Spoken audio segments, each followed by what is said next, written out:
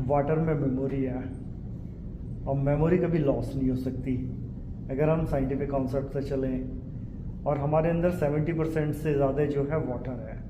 अगर हम water element को ही सिर्फ अलाइन करें तो उस वाटर एलिमेंट को इतना प्योरीफाई करें तो जो सबसे पहले जो लोग आए हैं जिनको कोई भी नाम दिया जाता हो, बुद्ध, महावीर, इससे कोई फर्क नहीं पड़ा, उन सब की एक थिंकिंग एक लेवल पे थी। हम उस लेवल पे जा सकते हैं और उस तरीके का क्या महसूस होगा वो बस महसूस होता है। वहाँ पे कोई शब्द नहीं होगा, ना कोई इमेज होगी। इसको इस तरीके से समझना है कि गंगा जल को 10 बोतलों में डाला, समझे, जो जानता है वो ये जानता है ये गंगा जल है, बाकी सबने वो बोतलें पकड़ रखी हैं। वो कहता है लाल रंग वाली में जो पानी होता है वो गंगा जल है, दूसरा नीली वाली में कहता है, ठीक है। बट बोतलों का कुछ लेना देना था नहीं, जो मेन चीज़ है वो गंगा जल से है।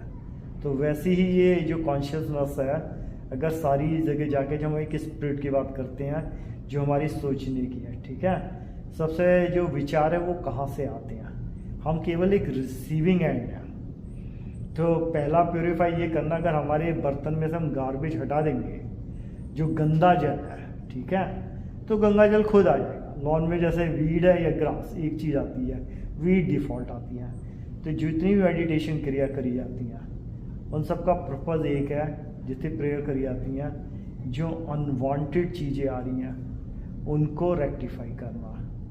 विचार क्यों आ रहे हैं? क्योंकि अगर तुम्हारी जो भी इंद्री है उसको एक तरीके का रिसीवर एंड करने की आदत पड़ गई है, ठीक है। तो जैसे एंट एक पाथ में चलती हैं, सारी चीज़ें जो हैं अभी तक जो लाइफ होती है हम एक ट्रैक से चलते हैं। जब हम इस तरीके की एक्सरसाइज करते हैं तो हम मेमोरी मसल को ओवरराइड कर रहे हैं। उन्हें जैसे एक तरीके से काम करने की आदत थी, हम उन्हें उस स्टेज में ले जा रहे हैं जो जीरो स्टेट होती है। जब पहला बर्थ होता है, जब बच्चा सबसे पहली बार बाहर आता है, वो अपना हाथ हिलाता है, वो कुछ रिटेन नहीं करता। यही कारण है साइंस फिगर आउट करती है जानवर खुश है, इंसान दुखी है।